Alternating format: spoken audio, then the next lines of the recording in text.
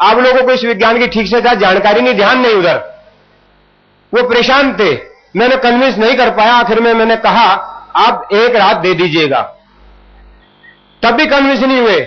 मैंने उनसे फिर यह कहा कि आप लिख लीजिएगा, इनका ये घटना इस तरह घटेगी, इसका शुगर ये जाएगा, इसका शुगर ये जाएगा, इसका ये जाएगा।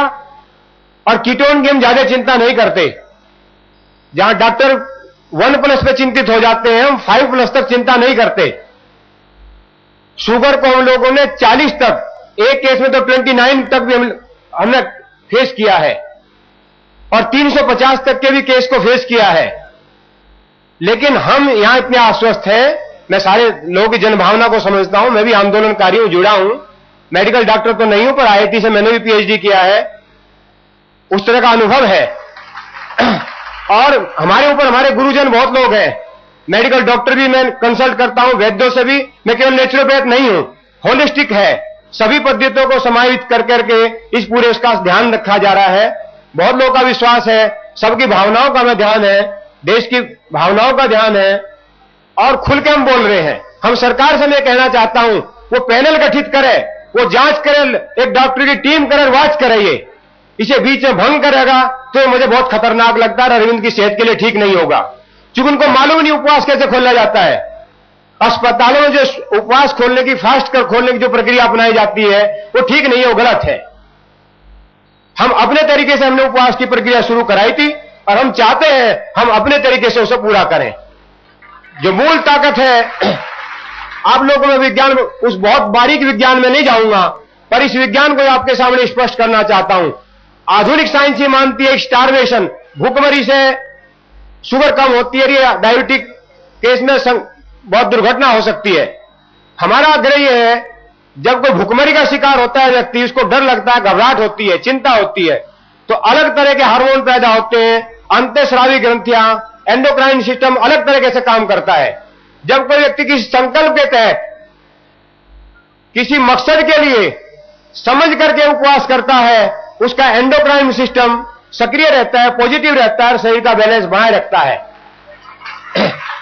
भाई अरविंद जी का एक ही बात मैंने कही थी अरविंद जी से, कि हम आपको 25 से 30 दिन तक उपवास करा देंगे, लेकिन आप देखेंगे बुलंदशहर जाना पड़ा, हमें दिक्कत है, इसमें एनर्जी का लॉस हुआ है, अब कुछ कम समय तक कर पाएंगे। पर एक बात है, यदि आप मजबूत बने रहे, आपका मन मजबूत बना रहा, आपका नर्वस सिस्टम मजबूत बना, आप नर्वस नहीं होंगे, डरेंगे नहीं, तो कोई चिंता नहीं है।